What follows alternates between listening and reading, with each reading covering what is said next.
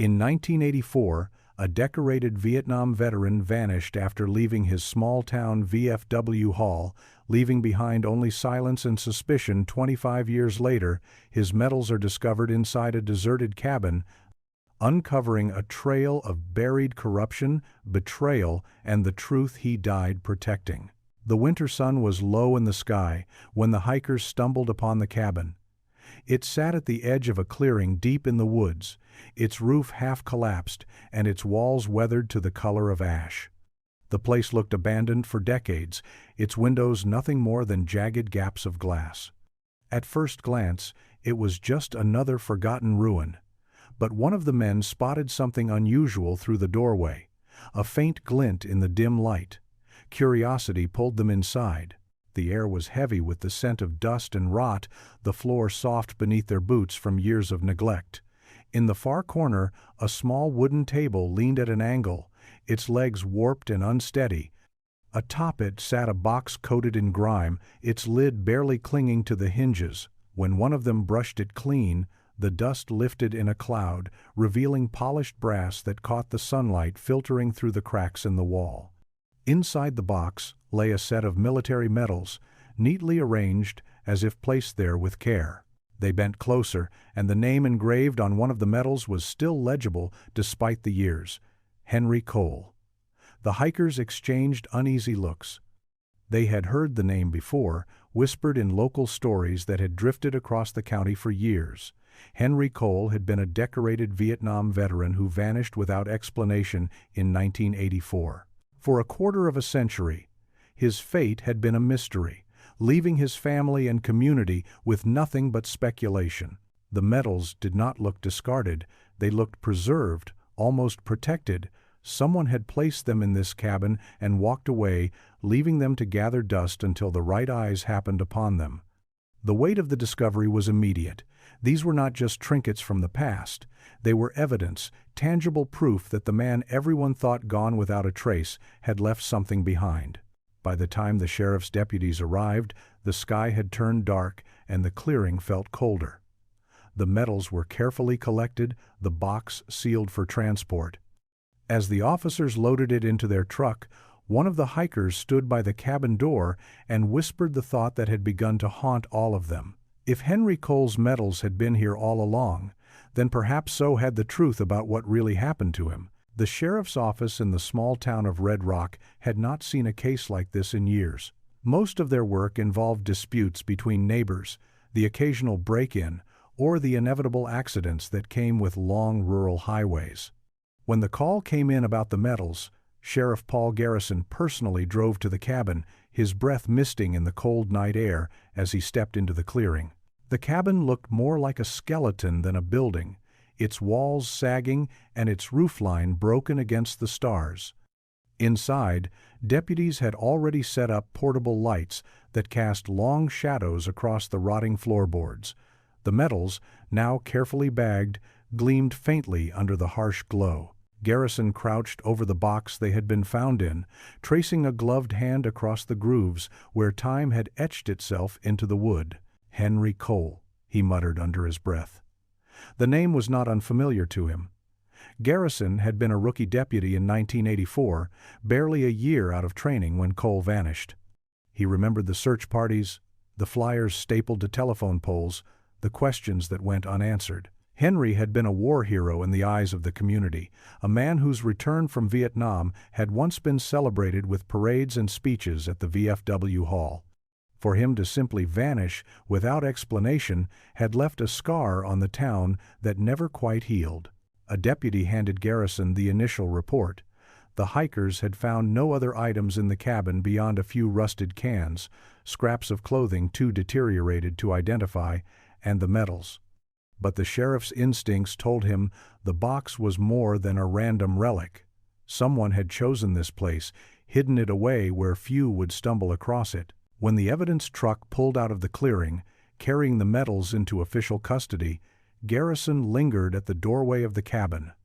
The wind whistled through the broken slats, carrying with it the faint scent of pine and earth.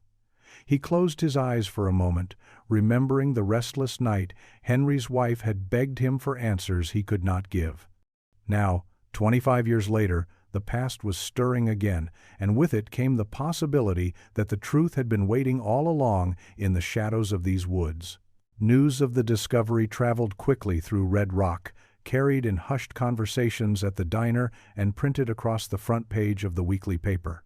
For Daniel Cole, Henry's only son, the headline hit like a blow to the chest. He had been a boy of 12 when his father disappeared, old enough to remember the confusion of that night, but too young to understand the full weight of it. Now at 37, he stared at the photograph of the medals in the paper as though they might speak to him if he studied them long enough. Daniel had spent most of his adult life haunted by the absence of answers. His mother had done her best to hold the family together, but she had passed away 10 years earlier with no more clarity than she had on the night Henry failed to come home. For Daniel, the medals were not just artifacts. They were pieces of his father's life, fragments of a man he had known only in flashes and memories. That evening, Daniel drove to the sheriff's office, his hands tight on the steering wheel, as if he were bracing for impact. Sheriff Garrison met him at the door, his face lined with the wear of both age and the memories of a case that had never left him.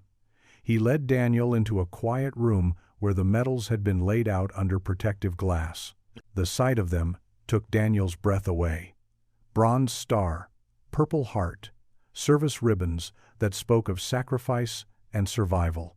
He could almost picture his father wearing them, standing tall in his uniform, the pride of the small town.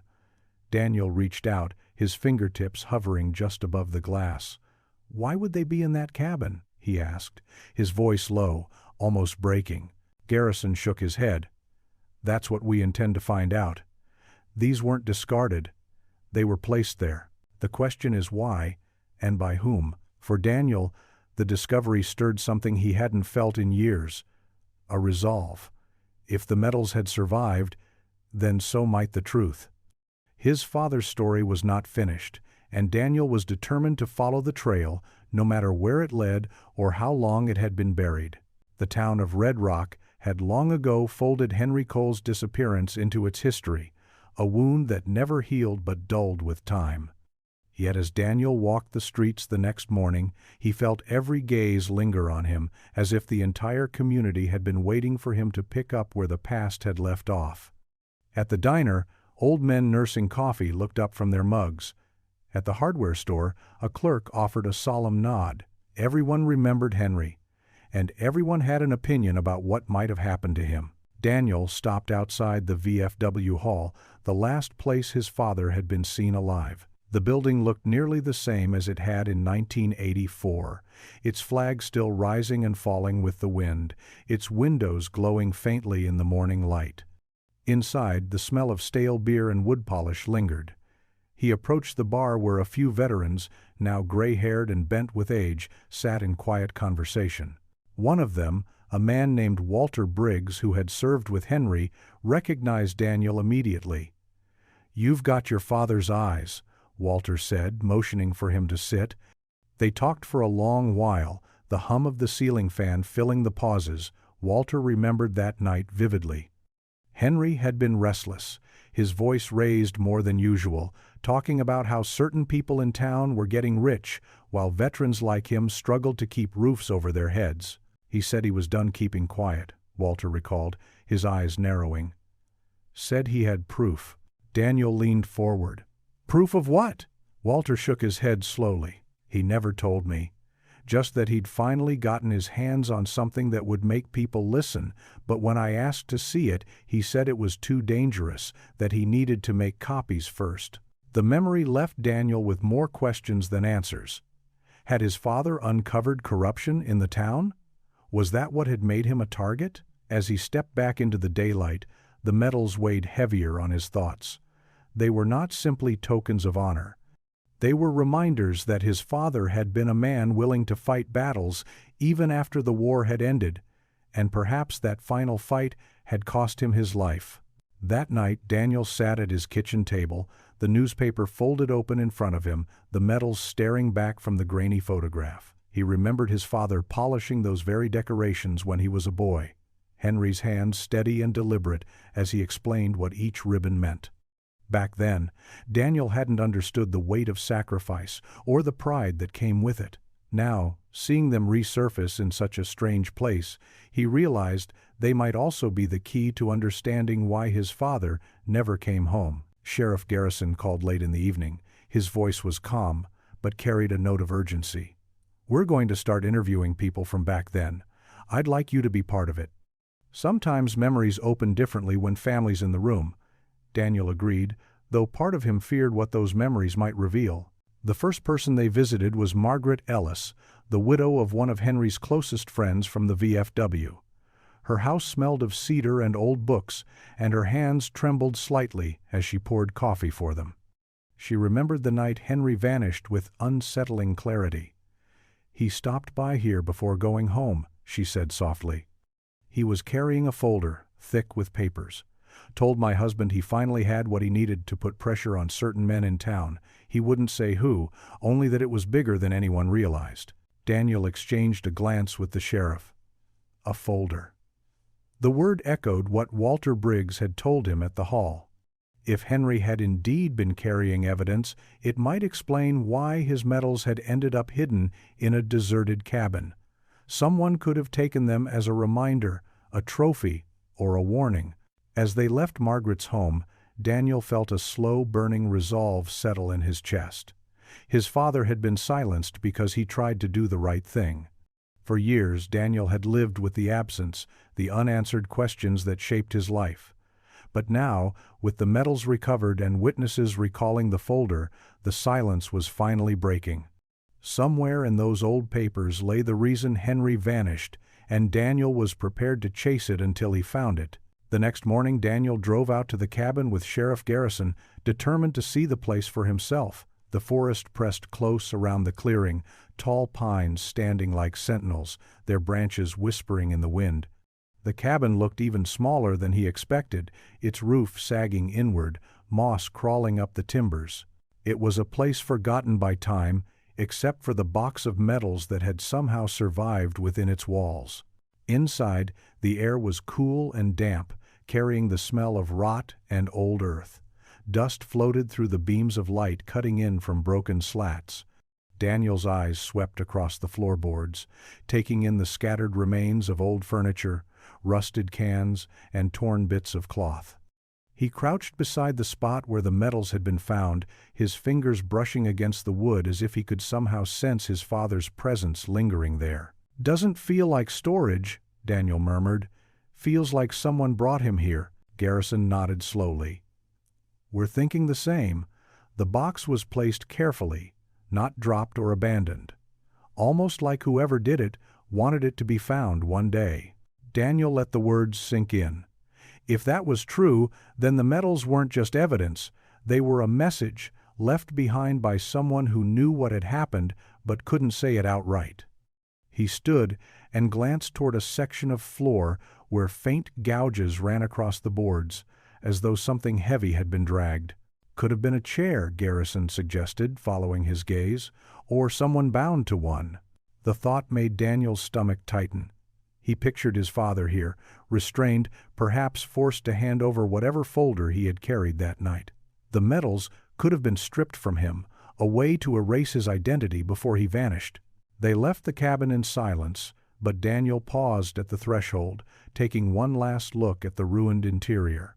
The place felt haunted, not by ghosts, but by secrets buried in the dark corners of the town's past. As they walked back toward the cruiser, Daniel made himself a promise. If someone had tried to erase Henry Cole, they had failed. 25 years later, the truth was stirring, and he would not stop until he uncovered it. Daniel returned home that evening with dirt still on his boots from the cabin floor. He sat at the kitchen table, staring at the stack of clippings and documents he had begun collecting since the medals were found. The newspaper photo of his father in uniform looked back at him from one of the articles, the corners yellowed with age. He remembered the day it was taken, standing beside his father during a small-town parade, the sound of a marching band echoing down Main Street. Back then, Henry Cole had been the kind of man everyone respected, a veteran who carried himself with quiet dignity. How had that man ended up as a mystery no one dared solve? Sheriff Garrison called to update him.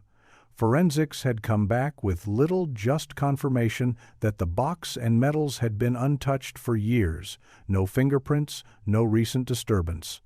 "But that doesn't mean they've been forgotten," the sheriff said. "It means whoever left them there wanted them to stay hidden until the right time." After hanging up, Daniel decided to revisit old memories. He drove across town to his mother's sister, Aunt Ruth, who had kept many of Henry's belongings after his disappearance. Her house smelled of lavender and old wood, and her eyes softened when she saw him. From a back closet she produced a weathered trunk that had belonged to Henry. Inside were neatly folded uniforms, photographs from Vietnam, and a few personal journals. Daniel leafed through one of the journals, his father's handwriting sharp and deliberate. Much of it spoke of daily life, memories of service, reflections on small-town struggles. But toward the end, the entries grew darker. Henry wrote about town leaders cutting deals behind closed doors, about land being sold for profit while veterans fought to hold on to their homes. One line made Daniel stop cold. "If I speak, I may not be safe, but silence is worse." He closed the journal, his heart racing. The folder others remembered his father carrying must have contained proof of these suspicions. The metals in the cabin were not only reminders of his service, they were clues that tied Henry's disappearance to the secrets he had been uncovering. For the first time in years, Daniel felt the past reaching forward, demanding to be answered. The following day, Daniel carried his father's journal to the sheriff's office, laying it on Garrison's desk with a weight that seemed heavier than the book itself. The sheriff adjusted his glasses and began reading the final entries, his brow furrowing as he moved line by line.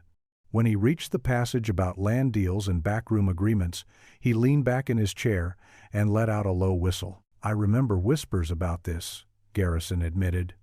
"But nobody ever put it in writing. If Henry was documenting this, he was painting a target on his back." Daniel's throat tightened. He must have had more than just suspicions. That's what the folder was, proof. The sheriff nodded slowly. "And if someone got their hands on it, that would explain why your father never made it home." And later that afternoon, Daniel drove through the town's outskirts, retracing roads his father had once traveled.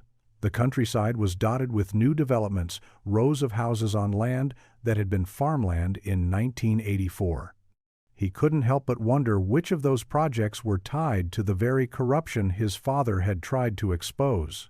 At the diner, he sat with Ruth again, showing her the journal. She traced her finger across Henry's words, as though touching them might bring him back.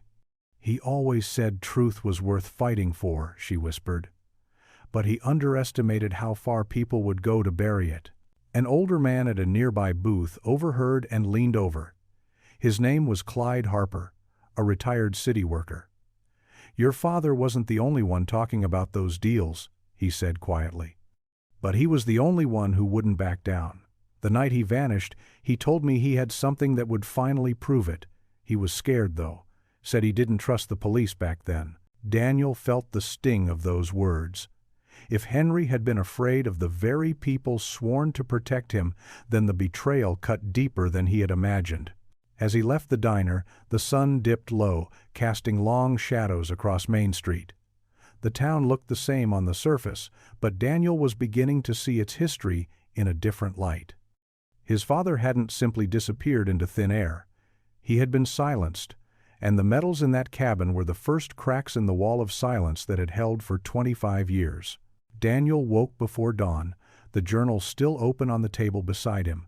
Sleep had offered no escape, only fragments of dreams where his father's voice echoed through the dark, warning him to keep looking. By the time the first light broke across the horizon, he was already on the road, heading to see one of the few people who had known Henry best, Tommy Ray, a fellow veteran who had served alongside him in Vietnam and returned to Red Rock the same year. Tommy lived on a quiet stretch of land outside town, a trailer surrounded by overgrown weeds and the remnants of old vehicles rusting in the grass.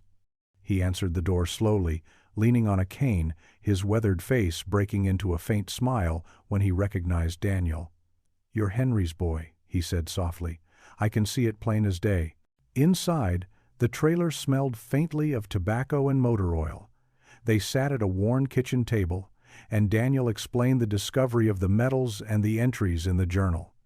Tommy's eyes clouded as he listened, his hand gripping the cane tighter. After a long silence, he spoke. "Your father came to me the week before he disappeared," Tommy said. "He told me he'd stumbled onto something rotten and that he had proof written down. A ledger, he called it. Names, dates, money changing hands. He was scared, but he was determined.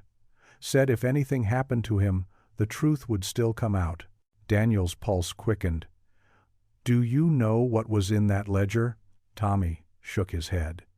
"He wouldn't show me. Said it was safer that way. But I remember he mentioned the old councilman, Richard Hale. He said Hale's fingerprints were all over it. That man had money flowing in places it shouldn't." The name landed heavy between them. Richard Hale was still alive, now in his 70s, a respected figure in the county. If Henry had tied him to corruption, the motive for silencing him grew clearer.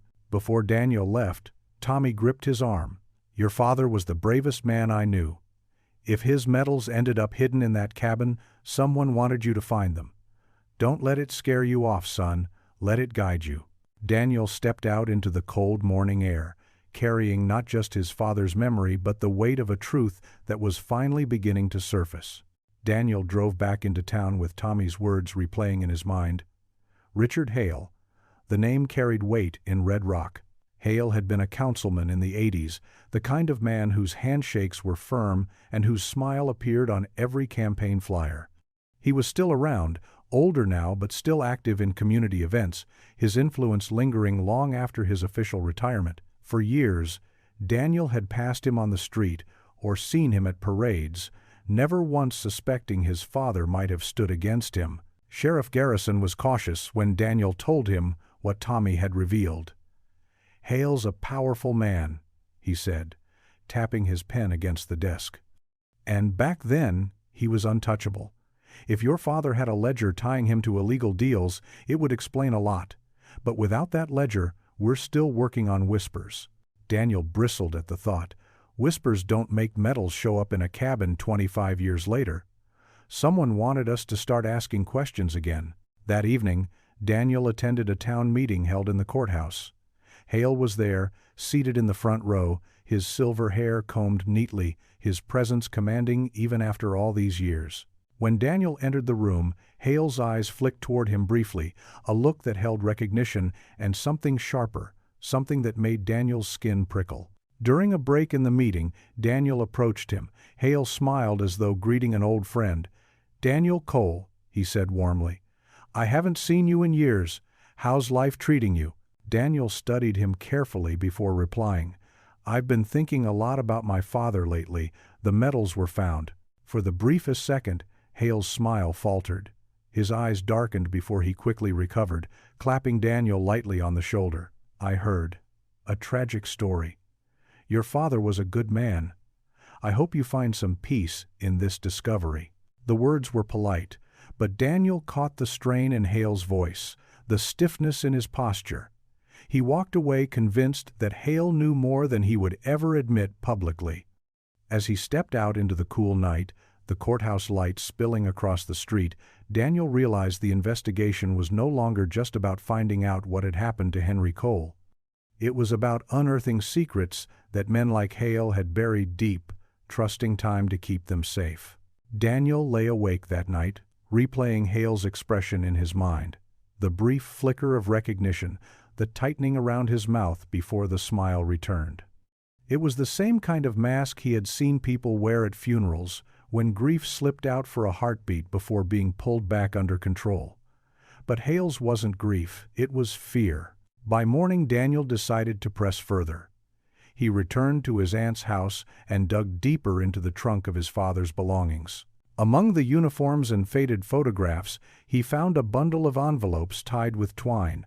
Most were letters Henry had written but never sent, their paper yellowed with age. Daniel unfolded one carefully, his father's handwriting slanting across the page. "I don't trust the men I once called friends. They smile in public but meet in secret. If anything happens to me, it will be because I chose to speak." The words sent a chill through him. They were not the thoughts of a man planning to disappear. They were the warning of someone who knew danger was closing in. Daniel copied the letter and brought it straight to Sheriff Garrison, who read it twice before setting it down heavily on his desk. "This confirms he felt threatened," Garrison said, "but without names, it's still not enough to push forward legally. We need someone alive who can corroborate this." That afternoon, Daniel visited the VFW again. The hall smelled of old wood and smoke, its walls lined with photographs of men in uniform. He found Walter Briggs at his usual corner table, nursing a glass of whiskey.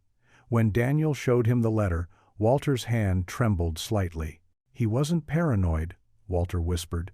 "Back then, there were meetings after hours, people coming and going who had no business in a veterans hall.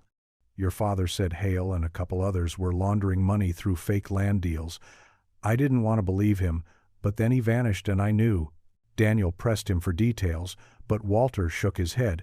"I'm too old to get dragged into this, but if you keep pulling, you'll find what he left behind." And, walking home through the cold evening air, Daniel felt both the weight of responsibility and the spark of determination. The metals had opened a door, and his father's words were urging him to step through it. The silence of Red Rock was cracking, and Daniel knew he could not turn back now. The next day, Daniel drove back out toward the cabin, unable to shake the feeling that it still held something his father had left behind. The air was crisp, the forest floor damp from an overnight rain, and every branch seemed to creak as if the woods themselves carried memories of that night in 1984. The cabin loomed ahead, its roofline sagging more than ever, but Daniel stepped inside with a determination that steadied his breath. He crouched near the corner where the metals had been found, brushing away layers of dirt and debris. His hands traced the floorboards, searching for anything that might have been overlooked. Near the hearth he noticed faint scratches in the wood, lines that did not match the natural wear of age. He pried at one of the boards with a rusted tool he had brought and felt it shift slightly. With a careful push, it lifted enough to reveal a narrow space beneath. The cavity was small, but inside lay fragments that had clearly been hidden for decades. A strip of leather, brittle with time, and beneath it a half-burned notebook. Daniel's heart pounded as he pulled it free, its pages charred around the edges but the center still intact. The handwriting was his father's, neat but hurried. Though much was lost to fire damage, a few words remained clear. Payments, Hale, land deeds, warehouse. His throat tightened. This was no longer just rumor or speculation. It was the ledger Tommy Ray had spoken of, or what was left of it. Someone had tried to destroy it but had not succeeded completely. Sheriff Garrison met him at the site, his expression grim as he studied the pages under the gray light filtering through the broken roof. "This is enough to reopen everything," he said firmly. "Even if it's partial, it places Hale's name directly in connection with illegal dealings. If your father carried this the night he disappeared, it explains why he never came home." Daniel held the notebook carefully, his father's words trembling beneath his fingertips. It was as though Henry himself had reached through the years to place the truth in his son's hands. For the first time, Daniel felt he was no longer chasing shadows. He was holding the very evidence that had cost his father his life. Daniel could hardly sleep that night. The burned notebook lay on the table in front of him, its pages fragile yet powerful, each word carrying the weight of a man who had risked everything. He ran his fingers over the charred edges, imagining his father sitting at a desk years ago, scribbling names and numbers with the urgency of someone who knew time was running out. The fragments of text were enough to connect Richard Hale to land deals and suspicious payments, but Daniel knew there had once been more, perhaps pages that could have destroyed reputations if they had ever been made public. The next morning, Sheriff Garrison arranged to meet with a retired deputy who had served in Red Rock in 1984. His name was Carl Jensen, and he lived in a small house at the edge of town, a man who had carried the weight of silence for decades. When Daniel and the sheriff arrived, Carl looked uneasy, his eyes flickering toward the notebook as though recognizing something he had hoped never to see again. "I remember that ledger," Carl admitted in a low voice. Henry had it the night he disappeared. I saw him outside the VFW, clutching it like his life depended on it. Later that night, I was told to stay out of the search. Orders came from above, and we were told it was a family matter, not a police matter. I didn't buy it, but I was young and didn't argue. Daniel's jaw tightened. You knew something was wrong and you said nothing? Carl's shoulders slumped. I regret it every day. Your father was a good man, but back then Hale and his friends controlled everything. Speaking against them would have ended my career, maybe worse. The confession added another layer to the puzzle. Not only had Henry been silenced, but there had also been a deliberate effort to ensure no one investigated too closely. Daniel realized now that his father had stood alone against powerful men, and the town had looked the other way out of fear. As they left Carl's house, Daniel felt a simmering anger harden into resolve. The metals had pulled his father's story back into the light, and the burned notebook had given him a voice again. The men who had buried the truth might still cling to their power, but the silence that protected them was beginning to crack. Daniel spent the following afternoon walking the outskirts of town, where the old farmland stretched wide and empty. These fields had once belonged to families he remembered from childhood, but now most of them lay barren or dotted with developments that never quite took off. His father had written about land deeds in the burned notebook, and Daniel couldn't help but wonder if these acres were part of the scheme Henry had tried to expose. He stopped at a weathered fence where an elderly farmer leaned against the post, watching cattle graze in the distance. The man introduced himself as Sam Whitaker, one of the few who had refused to sell his land back in the 80s. When Daniel mentioned his father's name, Sam's face hardened with recognition. Henry tried to warn me, Sam said, his voice rough with age. Told me the council's offers weren't what they seemed. Said men like Hale weren't buying land to help the town. They were flipping it on paper, funneling money into their own pockets. He begged me not to sign anything. I listened, but most folks didn't. They took the money and asked no questions. Daniel asked if Sam had ever spoken to investigators back then. Sam shook his head slowly. Nobody wanted to hear it. Henry was already making enemies, and people figured if they stayed quiet, trouble would pass them by. But when he vanished, that's when I knew he was right. They got rid of him because he wouldn't back down. The words settled heavy in Daniel's chest. It wasn't just suspicion anymore, it was testimony from someone who had been there. The land, the money, the men in charge. His father had been standing on the edge of uncovering it all. When Daniel returned to town, he shared what Sam had told him with Sheriff Garrison. The sheriff rubbed his chin thoughtfully. It lines up with everything we've been piecing together. Henry wasn't just a casualty of circumstance, he was silenced to keep a racket alive. As night fell, Daniel sat in his car outside the courthouse, staring at the lit windows where Hale's office still occupied the corner suite. He realized the truth had always been in plain sight, buried under decades of fear and silence. Now, with the medals, the journal, and the burned notebook, the picture was becoming clearer. His father had tried to protect the town from being devoured by greed, and for that, he had paid with his life. Daniel woke before sunrise, the weight of Sam Whitaker's words pressing on his mind. He could almost see his father, walking those same fields 25 years earlier, warning neighbors not to trust the quick money offered by the council.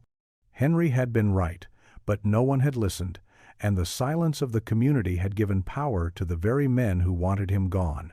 At the sheriff's office, Garrison spread out a series of property records across the table. The documents, pulled from the county archive, showed a pattern too neat to be coincidence.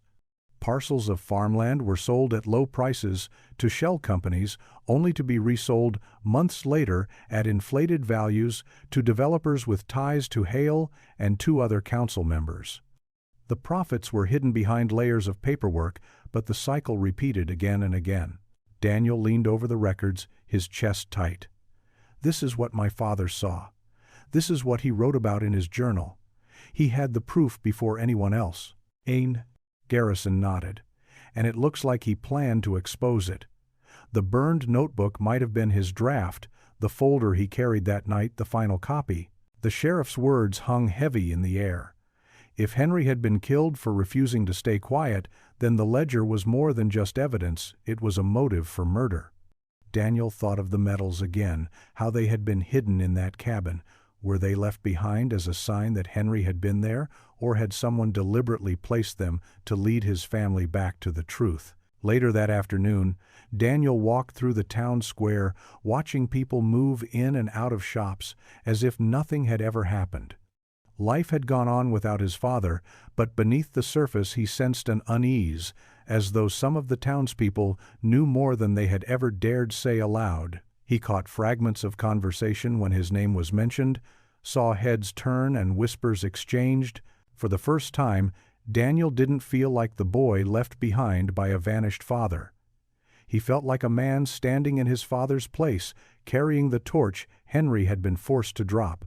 The difference now was that the silence surrounding Red Rock was breaking, and Daniel had no intention of letting it close around the truth again. The next morning, Daniel found himself back at the diner, a place where gossip flowed as freely as coffee. The chatter hushed when he walked in, and though no one said it outright, he felt the weight of curious eyes following him. He slid into a booth near the back and ordered black coffee, hoping the familiarity of the room might steady his thoughts. An older woman approached, her steps slow but deliberate. It was Helen, who had worked as a waitress there since before Daniel was born. She set the coffee down and leaned closer. "I remember your father," she said softly. "He used to sit right there with a folder of papers, scribbling between bites of pie. He told me once he was on the verge of blowing the lid off something. I didn't understand then, but I do now." Daniel's chest tightened. Did he ever say who he was up against? Helen glanced toward the counter where a few men sat. Her voice lowered. "Not by name, but he said they were men who smiled in the daylight and made deals in the dark. Men who wore suits, not uniforms." Her words echoed what Daniel already knew, but hearing them from someone outside his father's circle carried weight.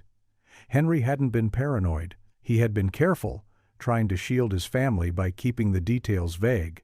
After leaving the diner, Daniel drove back to the cabin. The woods were silent except for the rustle of leaves in the wind. He stood in the doorway, imagining his father brought there against his will, stripped of his medals, his ledger taken from him. The thought filled him with both grief and fury. Sheriff Garrison arrived not long after, carrying a folder of his own. Inside were old police reports from 1984 that had been buried deep in storage. One statement caught Daniel's eye. A driver who claimed to have seen Henry walking toward the edge of town that night, flanked by two men in dark coats. The report had been dismissed at the time as unreliable, but now it fit the pattern too closely to ignore. Daniel folded the paper carefully, his jaw tightening. The image of his father's final walk was no longer just imagination, it was testimony, long overlooked. And it was proof that Henry Cole had not vanished by chance. He had been led away, and those steps had carried him into the heart of the town's darkest secret. Daniel could not shake the image of his father being escorted out of town, his medals torn away, his ledger clutched in his hand until someone forced it from him. The witness statement, buried for decades, was now a thread he refused to let go. He and Sheriff Garrison sat late into the evening in the sheriff's office, papers spread across the desk, the glow of the desk lamp casting long shadows across the room. There were only a few men in Red Rock in 1984 who had the power to silence a police report, Garrison said, his voice heavy with regret. And Hale was one of them. If Henry was exposing land deals tied to him, then it's no coincidence that report never made it past the first review. Daniel leaned forward, his voice steady but firm. If Hale ordered it, then who were the men who walked with my father that night? The sheriff tapped the report. Could have been hired hands or men connected to the VFW. Remember, your father trusted those halls. If someone betrayed him there, it would explain how they caught him off guard. The idea gnawed at Daniel. The VFW had always been a place of loyalty and camaraderie, yet it might also have been the very ground where betrayal began. He decided to pay another visit, this time not for conversation but for answers. That night, the hall was dimly lit, filled with the murmur of voices and the clink of glasses. Daniel scanned the walls lined with photographs of veterans, his father's face among them. He asked around quietly, pressing the older men who had been there the night Henry vanished. Most turned away, unwilling to revisit the past, but one man, Frank Dalton, finally spoke. "I saw him leave that night," Frank admitted, his eyes downcast. "He wasn't alone. 2 men I didn't recognize walked with him. I thought maybe they were friends from out of town, but the look on Henry's face," he trailed off, his voice breaking. "It wasn't the look of a man going home, it was the look of a man cornered." Daniel's stomach twisted. The truth was closing in. Each memory, each fragment of testimony, pointed in the same direction. His father had walked out of the VFW hall alive, but in the company of men who made sure he would never return. Daniel drove home from the VFW that night with Frank Dalton's words echoing in his ears. His father had not vanished quietly. He had been led away under watch, cornered like a man who knew his time was slipping. Daniel gripped the steering wheel tighter, anger mixing with grief as he tried to imagine what Henry must have felt in those final moments of freedom. At his kitchen table, he spread out the fragments of the burned notebook, the journal, and the old police reports. The pieces no longer felt scattered. They were beginning to form a pattern, each one pointing back to the same men and the same corruption that had festered in Red Rock for decades. But one thing still haunted him. If Henry had been silenced that night, why were the medals hidden rather than destroyed? Sheriff Garrison arrived the next morning, carrying a small envelope. "Forensics finally came back with something," he said. Inside was a photograph of the wooden box the medals had been found in. On the underside of the lid, faintly scratched into the wood, was a single word: truth. The letters were shaky, carved quickly, but unmistakable. Daniel's throat tightened as he traced the image with his finger. "That was him. He left us this." Garrison nodded. "It means Henry was in that cabin. It wasn't just a dumping ground, it was where he was taken, maybe where it ended." The realization made Daniel's chest ache. His father had left behind not just medals, but a final message, carved in desperation. The medals were not trophies of those who silenced him. They were Henry's last stand, a way to tell his family he had not given in to fear. That evening, Daniel drove back to the cabin alone. The setting sun cast long shadows across the clearing, the woods heavy with silence. Inside, he knelt by the spot where the box had been found, his hand pressed to the floor as though he could reach across time and touch his father's presence. The word truth burned in his mind. Henry had trusted that someday, someone would find it. Daniel whispered into the dim light, his voice steady. "I found it, Dad, and I'm not stopping until everyone else does too." Sheriff Garrison pushed harder after the word was discovered carved into the metal box. He reopened the case formally, contacting state investigators and pulling together everything Daniel had uncovered. Files once dismissed as irrelevant were spread across the desks of the sheriff's office, the names Henry had written in his burned notebook circled in red. For the first time in 25 years, Henry Cole's disappearance was no longer just a local rumor. It was an active case again. Daniel sat in on the review, his eyes fixed on the photographs of his father in uniform, the medals that had survived, and the fragments of testimony that had begun to surface. It was clear now that Henry had not been silenced by chance, but by design. The men he had accused of corruption had power, money, and a willingness to erase anything that threatened them. Late one evening, Garrison called Daniel back to the office. He slid a thin folder across the desk. Inside was a transcript from an interview with a former county clerk, now retired and living out of state. The clerk remembered Henry storming into the courthouse just days before his disappearance, demanding access to property ledgers. "He said he was close to proving fraud," the statement read. "He looked determined, but also nervous. I never saw him again after that day." Daniel leaned back in his chair, the weight of it sinking in. His father had been one step away from making the corruption public.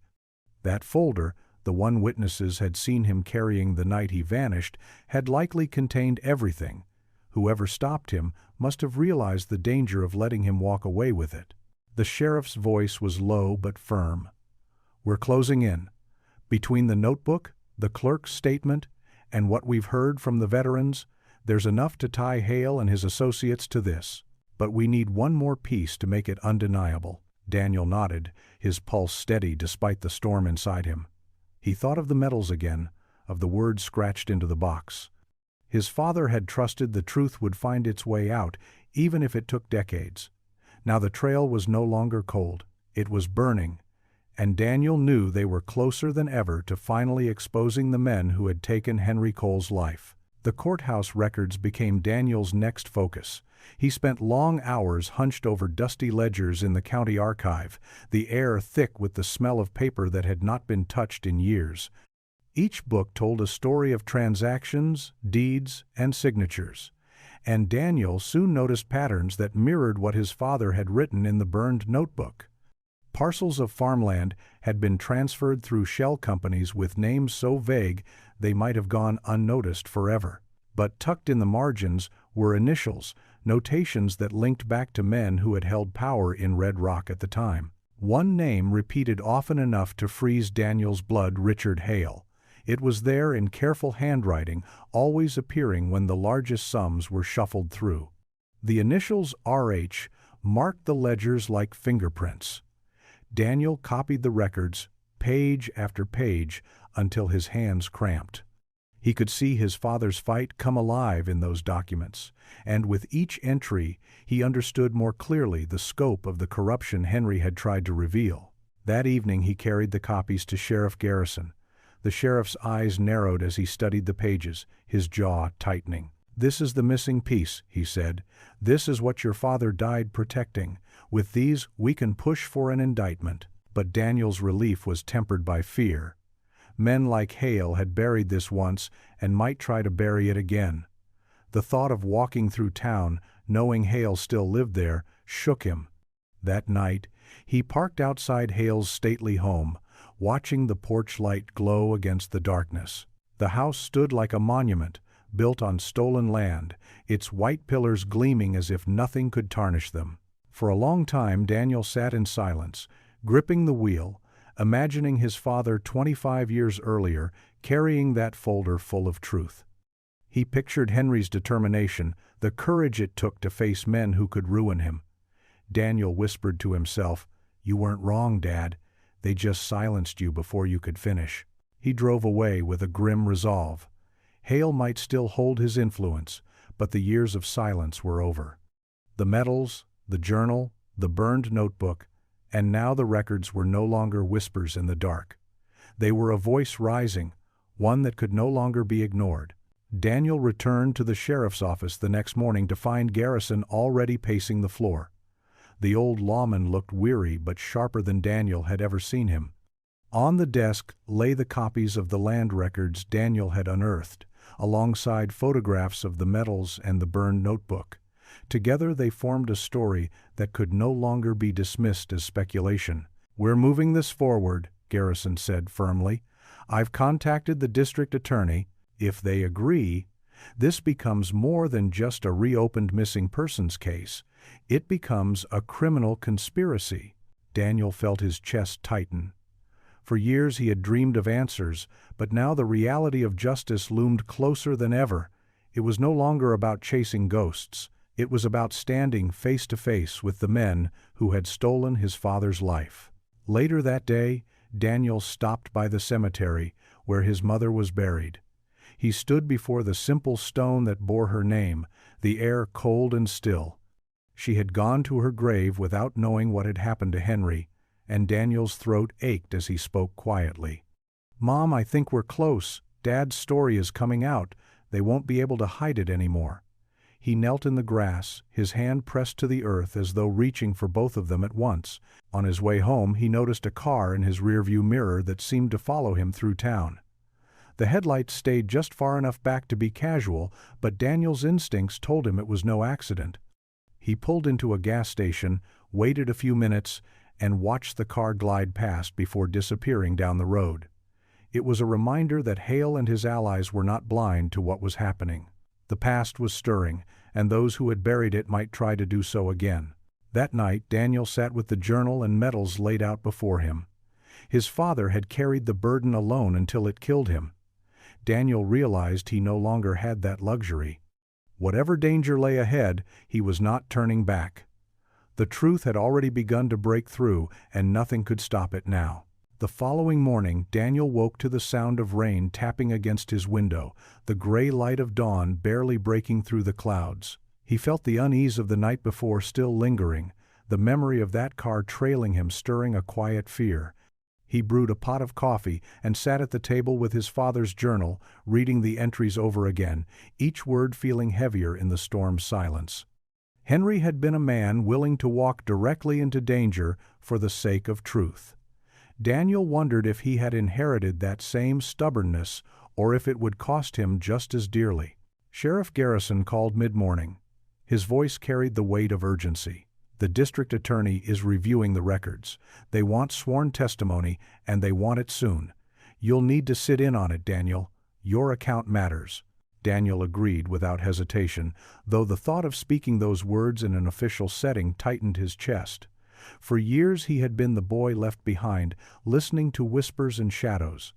Now he was being asked to stand in the light, to give voice to the father who could no longer defend himself. Later that day, he stopped again at the diner, unable to stay away from the place where his father had once sat with his folder of papers. Helen greeted him with a tired smile, sliding him a cup of coffee without asking. "Careful," she warned quietly. "When men like Hale feel cornered, they don't always play fair. Your father wasn't the first to go against them, but he was the only one who wouldn't bend. Don't let them break you the way they broke him." Her words stayed with him as he left, the rain having eased into a steady drizzle. He drove past Hale's house, the windows glowing warmly against the gray, a picture of stability that masked the rot underneath. Daniel gripped the steering wheel, anger and determination warring inside him. When he got home, he laid the medals on the table once more. Their shine was dimmed by age, but to Daniel they burned brighter than ever. They were not just tokens of honor. They were his father's final testimony, symbols of a man who had stood tall until others forced him down. Daniel whispered into the quiet room, "This time they'll hear you, Dad. I'll make sure of it." Daniel sat in the sheriff's office the next morning as the district attorney's team spread files across the table. The room smelled faintly of coffee and paper, the kind of air that carried both urgency and fatigue. One of the investigators flipped through the copied property records Daniel had uncovered, their pen tapping against the margin where Richard Hale's initials appeared again and again. "This is enough to warrant a formal inquiry," the investigator said, her voice even. "But we need testimony that ties this directly to Henry Cole. His journal and the burned notebook give us fragments, but Daniel, your account of how you found the medals and the word carved into the box adds something the documents cannot. It proves intent. It proves your father wanted the truth uncovered." Daniel nodded, his throat tight. He had never thought of himself as the kind of man who could sway a courtroom, but now he realized his voice was the bridge between silence and justice. For 25 years, his father's words had been locked away. Now, Daniel was being asked to carry them forward. After the meeting, Garrison pulled him aside. "You need to be careful," he warned. "If Hale feels the ground shifting under him, he might lash out. Men like him don't go down quietly." That night, Daniel returned to his home and found an envelope slid under his front door. His stomach turned as he opened it. Inside was a single photograph, grainy and old, showing his father outside the VFW hall the night he disappeared. Henry stood with two men at his side, their faces partially obscured, but one was unmistakable. Even blurred, the sharp features of Richard Hale stared back through the decades. Daniel's hands trembled as he held the photograph. Whoever had left it knew it would find its way into the right hands. Was it a warning, or was it someone else finally choosing to speak? He pinned the photo beside the medals and journal on his kitchen table, a mosaic of the truth slowly taking shape. His father had been right to believe the truth would outlive him. And now, standing in the quiet of his home, Daniel realized he was no longer chasing shadows. He was staring into the face of the man responsible. Daniel stared at the photograph long into the night. His father's image burned into the paper beside the shadow of Richard Hale. It felt like proof, the missing link tying Hale directly to Henry's final hours, but the mystery of where the photo had come from gnawed at him. Someone had held on to it for decades, waiting until now to let it surface. That meant there was another witness, another keeper of secrets, who had finally decided the silence had lasted long enough.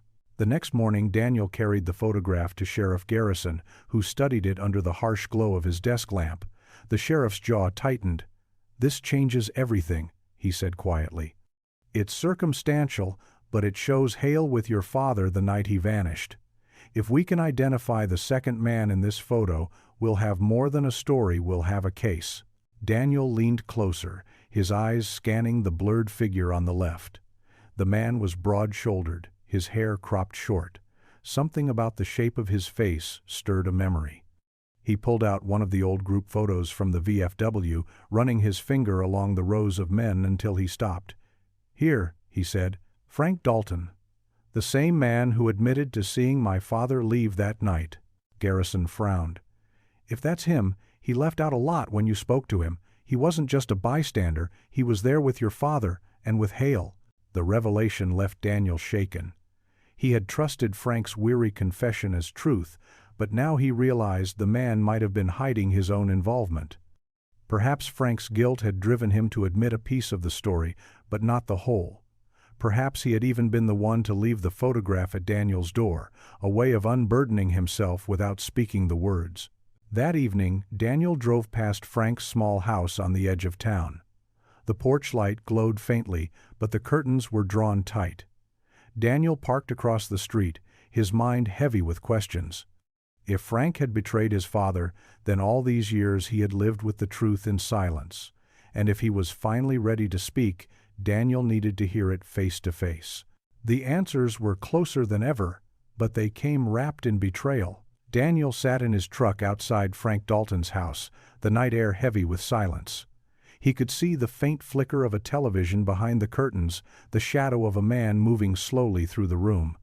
For a long moment, Daniel considered turning back, afraid of what the truth might take from him, but then he thought of the medals, the word carved into the box, and the 25 years of silence that had already stolen too much.